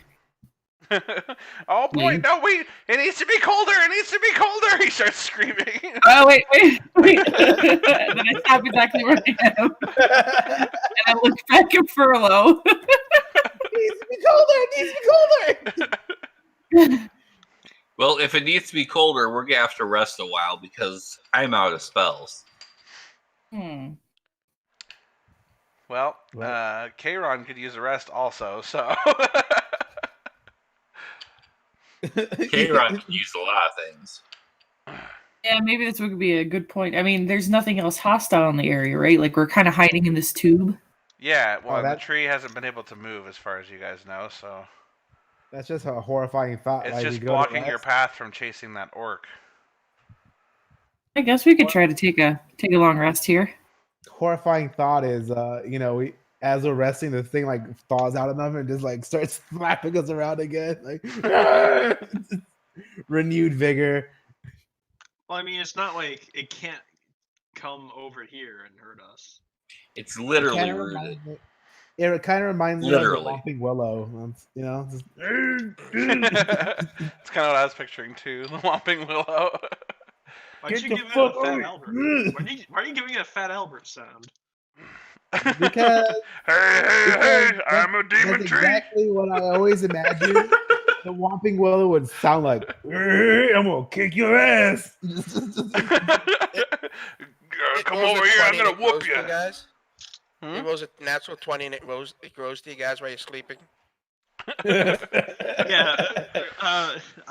I don't know if you'll give me an answer, but is Raz/Shenanigans just dead right now? I can't tell you that or not. You don't know. All you know is that he was swallowed by the tree. Well, yeah. What I'm saying is, like, I'm curious. Like, is he just dead? In Soviet Russia, He's not gonna tell one you. swallows you. I just know, said I'm I'm not going just- to tell you, and then you're like, I know, and ask the question again. What I'm saying, what I mean is, like, I'm letting you know that I'm curious. Like, is he just dead? That's what's on my mind right now. Well, we're I gonna think find that's what out. everybody is wondering. I mean, honestly, I was like, what if it's like one of those things where like you think it's got like teeth and everything, but really it's just hollow inside. So he's just like sitting there, like, I don't know what's going on here, folks. Or maybe it just has a splinter in its foot, and if you get it out, it'll be friendly. Yeah, exactly. You know, fucking. All right, so- I wake up and it's like, sorry guys. So you guys are Or going to take maybe this is all caused by climate change. Are you guys going to take a short rest or a long rest? I think we all need a long rest. Yeah. Okay. All right. Do you just sleep right there in full view of the tree? Do you take it? Does anybody take watch? What are you guys doing? We should probably take turns watching the tree. And we should also step to the side so that we're not in view of the tree and the close, because there was like a hatch, right, to open to this room. Yes, there was a big metal door. So think of like a door, like a bulkhead door on like a submarine. It's kind of got a curved shape to it with a big like circular valve thing to open it. So you could slam that shut right. and then twist the valve closed. So Sakapuna wants to steer everybody inside and close that big latch and then lock it up before we rest. Okay. All right. Does everybody comply? Yeah. Okay. So well, yeah, you're all you know. back out in the tube. You slam the door closed. You twist the lock shut, and there is a wheel on the other side to open it. By the way, so you would see that wheel start to spin if somebody was trying to open it from the other side. Okay. All right, so we're doing the that's long it. rest. You guys take a long rest. Yeah. So Yeah. Do we take turns taking watch? yeah, what's the watch order? I'll take first watch. I'll take last watch. I'll take second watch. Okay, and that's I'll each take third watch for, then, I guess. 2 hours. Okay. All right, perfect. And Or so, watch in the middle of the night. So for the first watch goes without any event. You periodically hear the tree groan and move around a little bit, shuffling, but nothing major. So you trade off with who was second, Lulu. Lulu, your Yeah. watch goes without any event as well. And then on I the eat third, I eat a ration while I take watch. okay, go ahead and make sure you remove that from your inventory. And then Sakapunto, on your watch, suddenly you notice, you look up and you notice the wheel. It kind of starts to creak. It's just like creaks just a little bit, and you wake up with a start. Or well, you're already awake. So never mind. This immediately, right? Sorry, what? I noticed this immediately, right? Yes, you've been intently watching, and you notice that I assumed you're sleeping in view of the door. So The second that I see it creaking and starting to move, I want to stealthily go over to the door and just hold the wheel so it stops turning. okay, go ahead and roll me a stealth check. Why do I get a feeling you're gonna roll a 3? Kidding me? All right, so I almost said 1. So you get up and you step across your sleeping comrades, and you're just trying to be as quiet as possible. And as you approaching the door, you forgot about Fitz that you put down next to you, and you step right on his foot as he's laying there at your feet. And Poor he's dude. like, ow! This big heavy bugbear steps on his foot, and he lets a loud scream, and then all of a sudden the wheel stops turning and everything goes quiet. And then Fitz wakes up and he's like, "Why did you step on me?" Leaned down real close and I said, "Sorry," right by his face. Super Fitz, drunk status. Just Fitz stands up and he's like, "Where are you going? Are you trying to sneak away?" I say, no, the wheel. It was turning. And then it suddenly dawns on him you're trying to be on the sneaky. bus. And he's like, oh, the wheel was... You don't think it's the tree?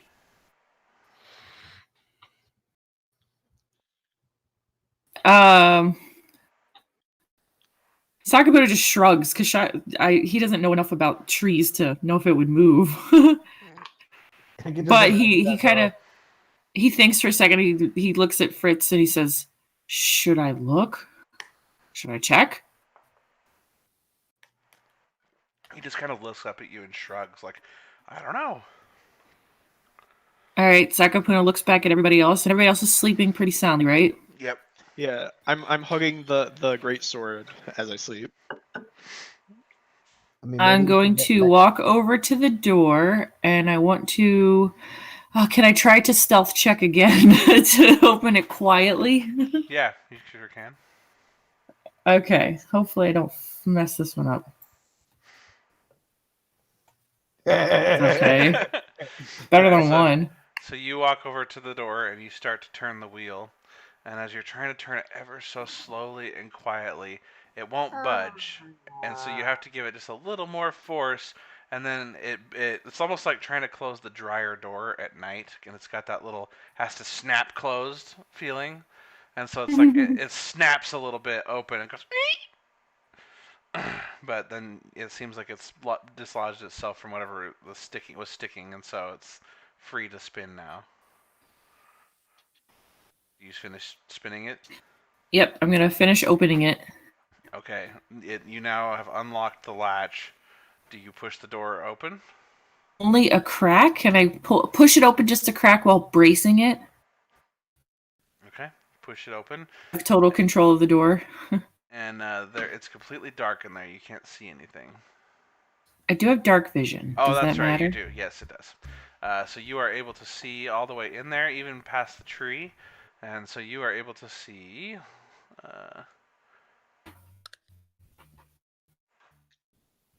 there we go. You're able to see all the way... The tree is still there? All the way into the room. The tree is still there. And the tree is almost snoring. It's like... I wonder if we could talk to it. I was tempted to try to talk to the tree on my watch. Sounds like my dad when he sleeps. Jesus Christ.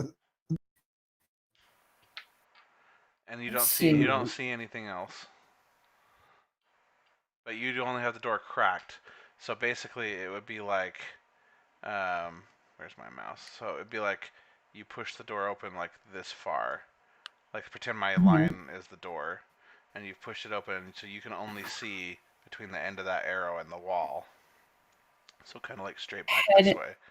Can I peek my head out to look behind on the other side of the door? You sure can.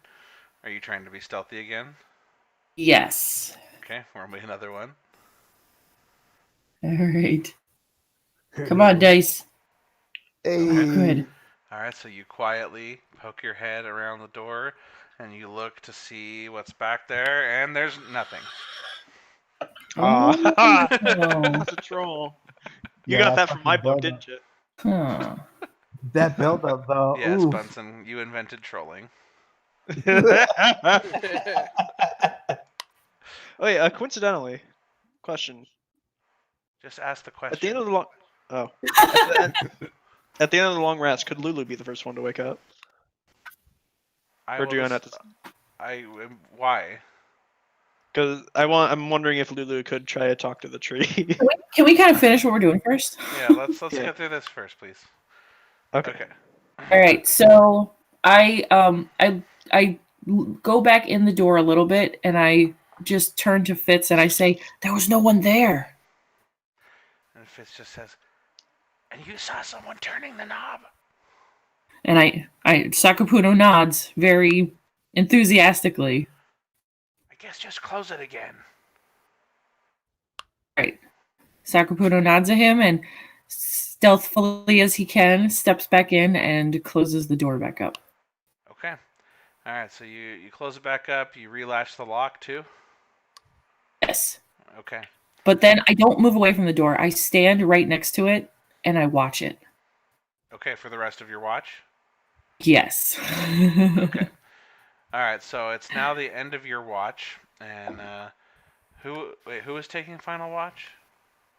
Me. It was Oh, conscious person. yeah, you can't, Kieran.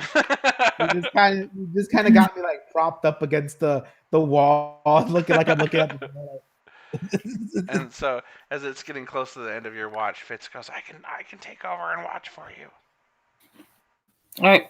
I nod to him and I lay down and meditate myself to sleep.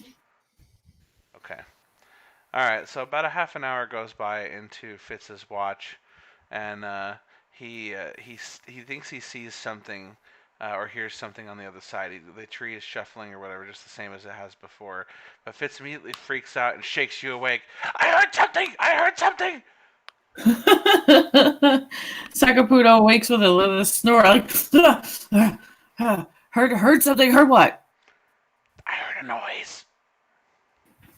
Sakaputo stands up and looks at the door, and he says, "Was it the door?" No. Oh. And Sakaputo looks around and. I'm sorry. Go back to sleep. Do I see anything different from looking around the room? No. Nothing has Okay. changed. He just got spooked. Sakaputo pats him on the head, and lays back down and goes to sleep. Fitz, knowing he is the only one that's going to catch something happening while everyone else is sleeping, scoots over to put his back against this wall and sits down, and then looks eyes wide at the door nonstop for the rest of his watch. Poor kid. Well, he's not a kid, but yeah. All right, so as his watch ends, enough time has gone by. Kieran, you wake up and you're feeling a lot better. You have healed up. Your wounds are better. You don't know anything that's happened since you got speared by the tree and fell unconscious. Wait, question. Do I still have all of my pieces of like cloth in my wound that healed over it? Yeah, you do. Am Like I now part? the cloth. Am I now part cloth man? No. They call him a cloth man. on each of the watches, people were checking on your bandages and stuff, and as you healed, everyone was taking care of you. Yeah. All of this shirt stuffed you're in good. you. You still got a wound, like you still got a pretty bad wound, but it's no longer bleeding, and you're feeling a lot better. Oh, guys, my chest hurts. What happened? And that startles you awake, Lulu. All right, I startle up, like I'm still hugging the greatsword like a pillow as I just lay on my side and like. What? All right, and you look over, Kieran, and Fitz is still staring at the door, wide-eyed. Like his eyes are so wide that he's not like blinking and getting enough. His eyes aren't getting enough safely, and They're so just he's kind of bugged out. yeah, like- they're bugged out, and his eyes are just like trying. He just looks petrified. I kind of like point my thumb over to him, and I like, what's wrong with him? To Sakapuno. So Sakapuno is awake now. Yeah, you're awake now. Okay. And I go over to Fitz, and he's just sitting there like he's just kind of stoned, I guess, in a way. Yeah, he's almost just like doesn't even notice that you guys are waking up because he's just so terrified and so intently watching that door. I go over to him and I wave my hand in front of my face and I whisper, I say, Fitz, are you okay? Did you see something? And Fitz just says, no, but I heard it snoring. Sakaputo gives Fitz a hug. Do a strength roll. Fitz seems to calm down a little bit, but he's still staring at the door nervously. I want to say to the others as I reabsorb the sword. I want to ask. Could I try to talk to the tree? Sure. I mean, What language do you think you talk that the tree is going to understand? I don't know, but I do. I know. Speak love to it, okay? I mean, maybe it knows common, celestial, or primordial. I don't know. I mean, What most could it hurt? trees, wouldn't that be more Terran? I mean, wait, hold on. We had that book, right? I mean, Yeah, Kayron Fitz doesn't has know the about the book, but he doesn't know about the book, right? He wasn't awake for any of that, but he would obviously see a big ass tomb, like tome, Tomb. in front of this small little person. He'd be like, "What the fuck's up with the book?" Oh, and then Fitz hears you and then looks down at the book, and he says, "Oh yeah, we figured out how to kill the tree." Can I check it out? Maybe I might know something about it. Okay, and he hands you the book while still staring at the door. Okay, perfect. Let me see. I'm gonna have to roll. That would be like an investigative check, right? So they've already gone through the book. And it's been cleaned up a little bit as best that Fitz could. So some of the blood has been wiped off, dabbed off. But you can clearly see there's a corner folded over on the page that's about the tree. And you see the picture of the people standing at the points of the pentagram around the tree, and the paragraph about a circle of calmness. Can I? You can't read the text though. No, I was gonna ask if I could roll to check what type of language it would be. Maybe it's to get an idea. Maybe it's one of the ones I know. It's not one you know, so whether you've seen Orcish before is up to you. Ah, okay, it's Orcish. Never mind. Nope. My character only knows Common and Infernal. Yeah. That might have been demon shit. It's Orcish, but whether you would know it's Orcish or not, I don't know. That's up to you. Probably not. So cool. Points and circles. Can I do a quick count of people around? Be like 1, 2, 3, 4. Yeah, so we're missing one. Freya's with you, Lulu, Sakapunto, Kayron, and Furlough and Fitz. But okay, Chiron immediately notices one person is missing. Who's missing? There's someone missing here. Oh right. Tells him that Raz got eaten by the tree. And the tree, Fitz says. Right. I got stabbed by the tree. He got stabbed by the tree, then eaten. Maybe we should try to go help him. He got eaten by the tree. Yeah, but like the thing shows here, if you stand at all 5 points, something might happen. You need to freeze the tree, he said. Freeze it. Can we freeze it? The tree tried to eat us last night. Yes, it did. It did try to eat us. No, while you were sleeping, it tried to open the door. I don't. Something tried to open. I don't. Something tried to open the door, but we don't know what it was. Ah. You wanna sneak over, see what we might glean? Maybe there may be traces of whatever there was last night. I would like to sneak over to the wheel and turn it. Okay, you're sneaking over. Well, okay, I just go over to it. Okay, and you turn it, and then you open it. Yes. Okay. But like slowly, not stealthily, but slowly. Okay. It creaks open. It's definitely not quiet. You guys haven't been talking quiet, so anything in there would know you're there. But it opens up, and you do not have dark vision, so it is totally pitch black in there, and you don't see much of anything at all. May I light a torch? You sure can. Okay, so I light a torch. You light a torch, and the light immediately casts in there, and you see the tree, and you can just kind of see it it's It's almost like it's breathing, like it's just snoring. Like. I would like to walk a little bit into the room, like over to here, and Okay. try to speak to the tree in celestial or in common, celestial, and primordial in that order. I try to give like a simple greeting, slightly He's nervous. Lorax. If it is sleeping, Slightly you will nervous. wake it up. Oh, does anyone stop me? Can you tell if it's sleeping or not? I just described that you could easily see that it was sleeping, so it's up to you. I'm gonna like kind of like reach out and like be like, wait. Bad idea. Don't do it by yourself. We need to be action ready. Someone who has if we gotta freeze it, someone who has freezing abilities should be around in case, it wakes up none too pleased. I respond to Chiron. I say, well, maybe we could try talking to it.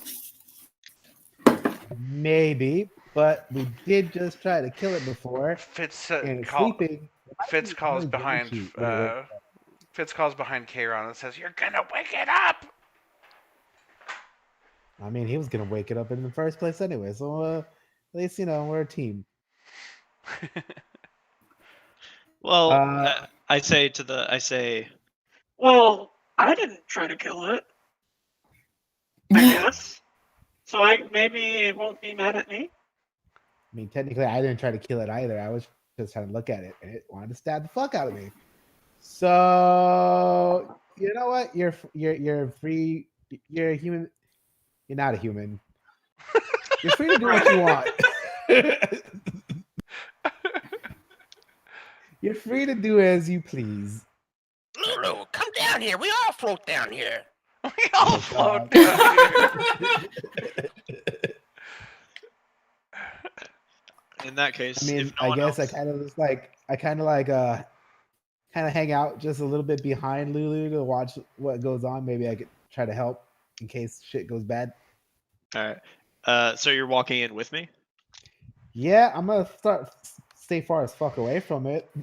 All right. Are you gonna like before you guys do this? Hold on. What if we just tried sneaking past the tree one at a time? We could try that. I don't like that idea. What if one of us tries to do it and the other people try to talk to the tree after somebody sneaks past?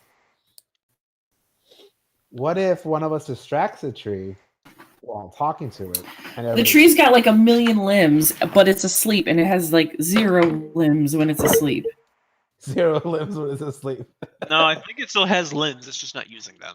Right. So what I'm saying is, how about if Sakapuno sneaks past the tree and does whatever monk bullshit he needs to do, and then after he's passed and safely passed, you guys can talk to the tree. Okay. Do you relay this to the team? Well, let's just assume that Sakapuno was saying this to you guys before you stepped further out the door. Okay. In that case, Lulu like steps behind the table like this and makes like a go ahead, like after you motion. Okay. All right, DM. Sakapuno is going to try to sneak past the tree into that doorway that's just past it that I'm assuming I can see with dark vision. You can. So with dark vision, you can actually see all the way back to a door in the back. Just make sure you take them out the outside wall. All right. Yep. Past it with as much distance stealth between me and the check. tree as possible. All right. Oh god, if I die, I'm fucking coming back to haunt every one of you fuckers. You chose to walk in.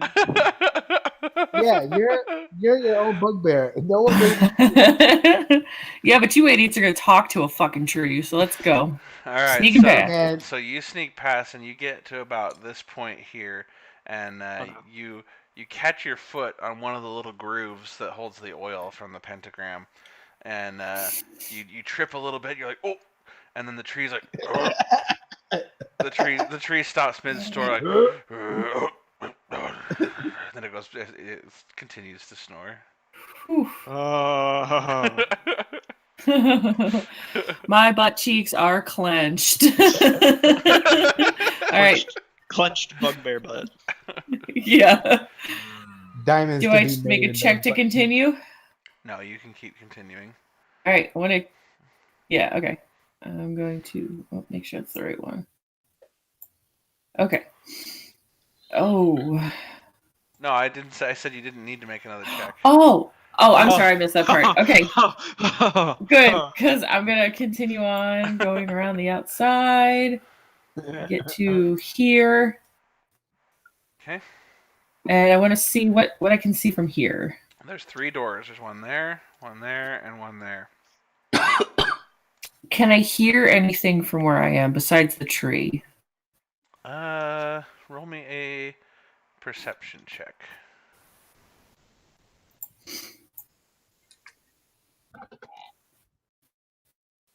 Okay, so no, the tree. Mediocre tonight. The tree's snoring too loud, and you don't really hear anything coming from behind these doors. Story of my life.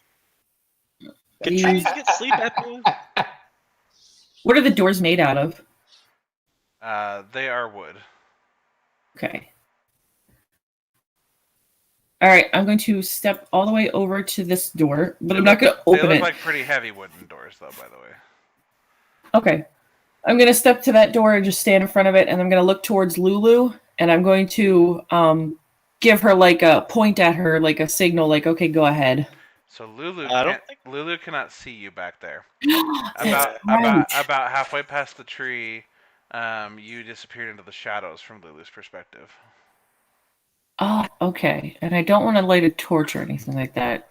I mean, Lulu has one lit on her side, and nothing seems to be amiss. I know, but I still want to be careful. Because I can try to be stealthy. I guess I'm going to try to carefully, stealthy open the door that I'm in front of then. Okay. Roll me a stealth check. Okay. So you pretty stealthily try to twist the knob, but the knob will not budge. Ooh, okay. That sounds like a song.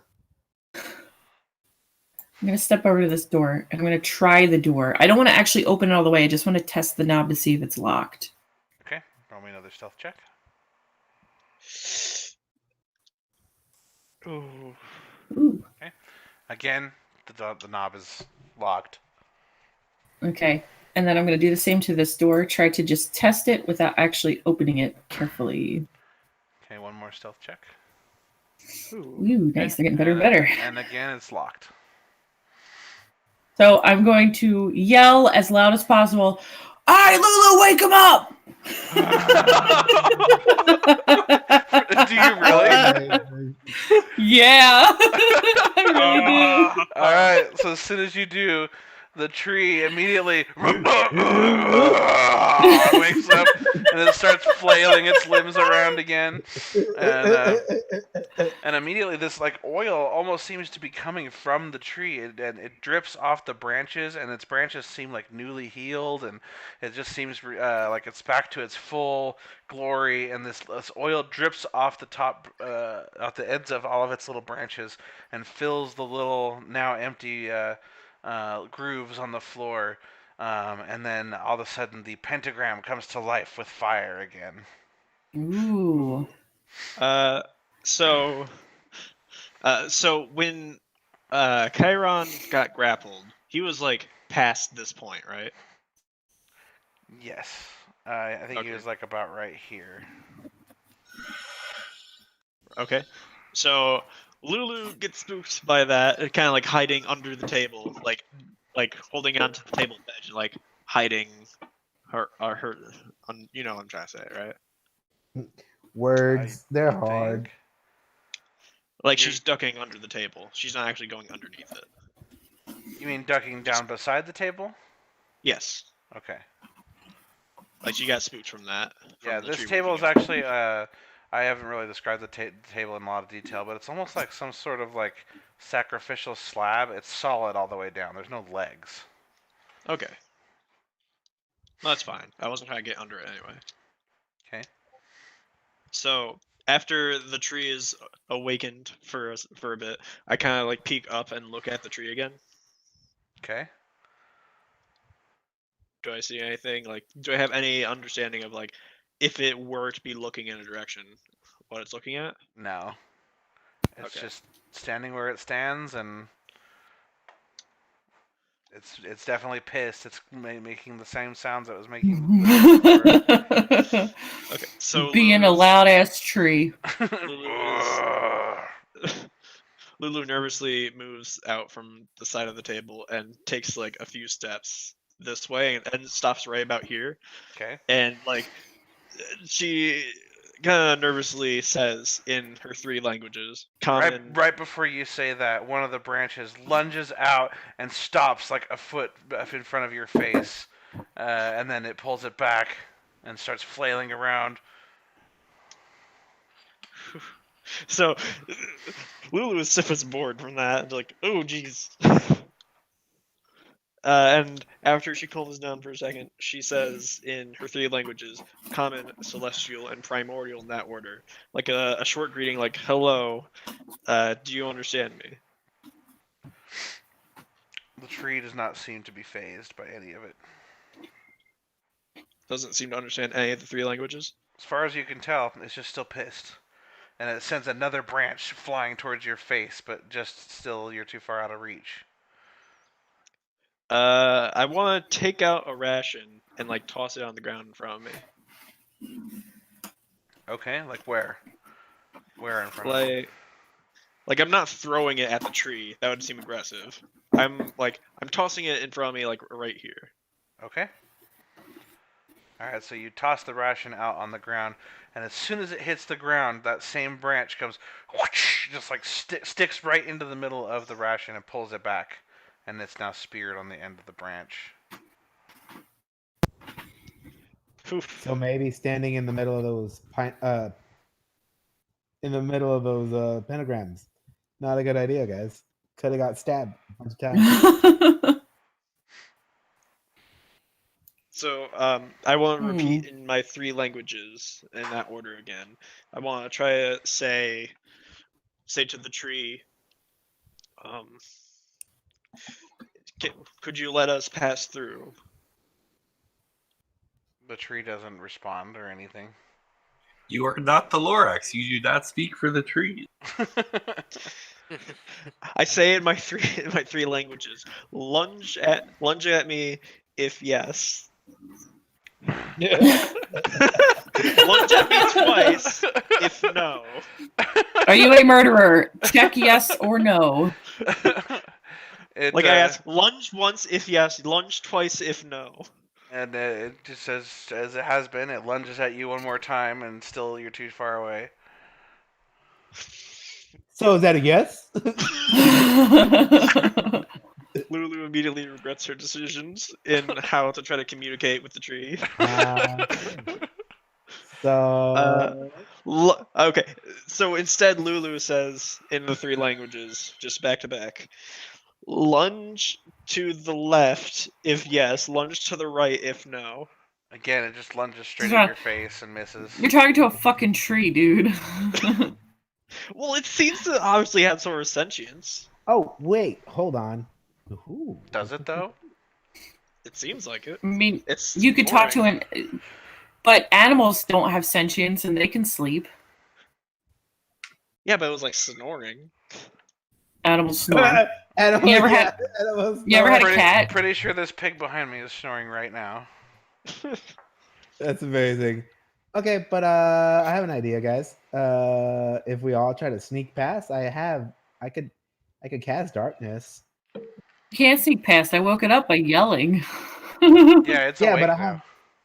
I have darkness. I have the ability to cast darkness, I think. I don't think the tree sees anything, though. I don't think it's got eyes. Yeah, you don't know if the tree needs light or not. It doesn't seem to, given that it's been able to attack in pretty much no light. But we can't tell if it just like... All right.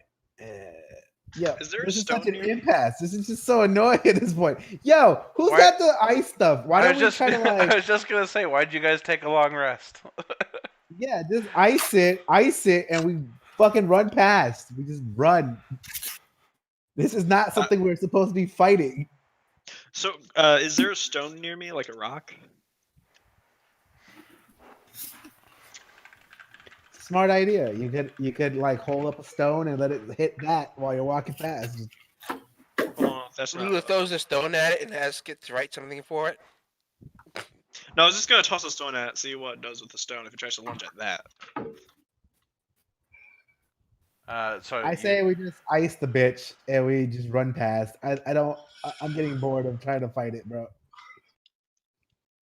When we come back with a really big weed whacker, we can take care of it, okay? But right now, I think we should probably just call it for tonight and just end it here. With We can pick up where we Sakamoto. left off. Oh boy. Maybe next week, like a really blood elf can help you. Who has a history of burning down trees. All right, we'll just call it for tonight. Thanks everybody for watching episode 9 of Echoverse, and we'll catch you next week. Bye. Bye. bye Don't bye. forget to spay and neuter your pets.